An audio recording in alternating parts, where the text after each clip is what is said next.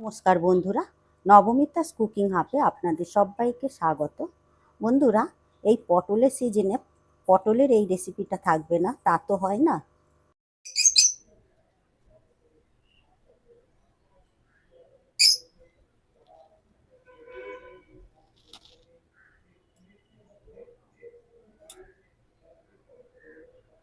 পটলের এই রেসিপিটার জন্য আমি নিয়ে নিয়েছি পটলগুলো আমি এইভাবে খোসা ছাড়িয়ে দু টুকরো করে নিয়েছি, একটু বড় বড় করেই কেটে নিয়েছি। আর একটা আলু এইভাবে বড় বড় করে কেটে নিয়েছি।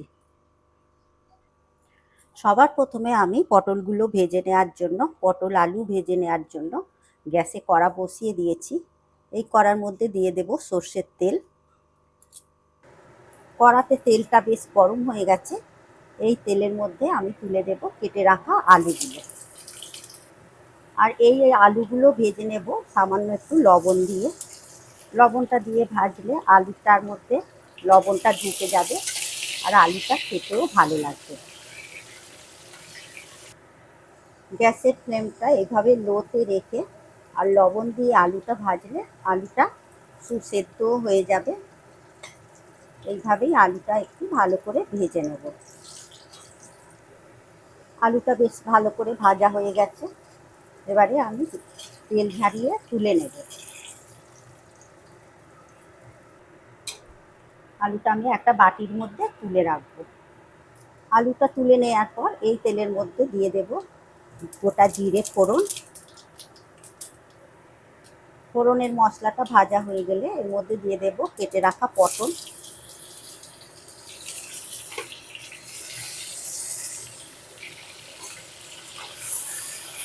পটলটা এভাবে ভেজে নেব। একটু লবণ দিয়ে দেবো। লবণ দিয়ে ভাজলে পটলটা সেদ্ধও হয়ে যাবে আর পটলের মধ্যে লবণ ঢুকে পটলটা খেতেও ভালো লাগবে। তবে আমি হলুদ দেব না। হলুদ দিয়ে ভাজলে পটলের তেলটা কালো হয়ে যায়, তাতে দেখতেও ভালো লাগবে না। এইভাবে আমি লবণ দিয়ে পটলটা ভেজে নেব। পটলটা ওদিকে ভাজা হতে হতে আমি এদিকে একটা মশলার পেস্ট বানিয়ে নেব। নিয়ে নেব হাফ চামচ হলুদ গুঁড়ো, 1 চামচ কাশ্মীরি লাল লঙ্কার গুঁড়ো, 1 চামচ জিরে গুঁড়ো আর এর মধ্যে একটু জল দিয়ে পেস্টটা বানিয়ে নেব। এরপর পটলটাও এদিকে আর একবার নেড়ে দেব। এরপর আরও একটা পেস্ট বানিয়ে নেব। এই মিক্সিং জারের মধ্যে নিয়ে নেব হাফ কাপ টক দই আর এর মধ্যে নিয়ে নেব ছ সাতটার মতো কাজু, ভাঙা কাজু। এটাও একটা পেস্ট বানিয়ে নেব। এদিকে পটলগুলো আবার ভালো করে নেড়ে চেড়ে ভেজে নেব, যাতে পটলের কাঁচা গন্ধটা চলে যায় আর পটলটাও বেশ সুসেদ্ধ হয়ে যায়। এইভাবেই ভেজে নেব।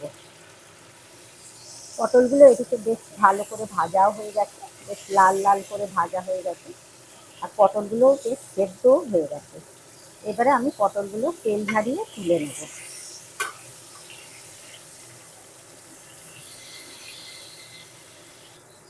ভেজে রাখা আলুর সাথে একই বাটিতে রেখে দেব। এরপর এই তেলের মধ্যেই দিয়ে দেব হিং।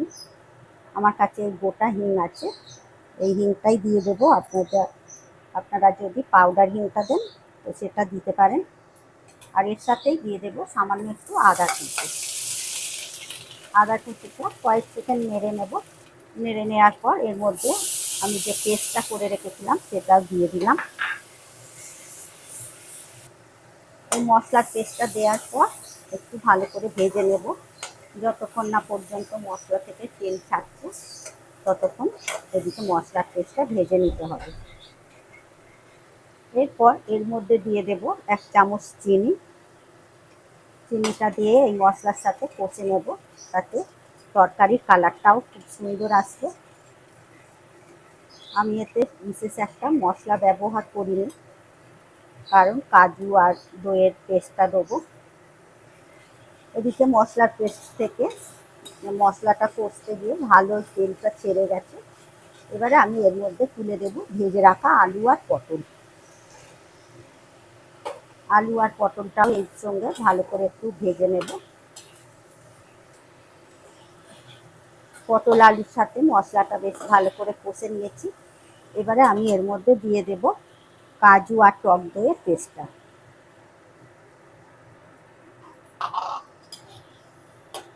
দিয়ে আবার ভালো করে নেড়ে দেব। এরপর এর মধ্যে সামান্য একটু লবণ দেব। লবণটা বুঝেই দিতে হবে, কারণ আলু ভাজার সময় পটল ভাজার সময় লবণ দিয়েছিলাম, সেই জন্য বুঝে দিতে হবে। এরপর মিক্সিং জারটা ধুয়ে আর একটু জল দিয়ে দেব। জলটা দেওয়ার পর ভালো করে নেড়ে দেব। দিয়ে এরপর আরও 2-3 মিনিটের মতো ভালো করে ফুটিয়ে নেব, যাতে আলুটা পটলটা আরও একটু ভালো করে সেদ্ধ হয়ে যায়।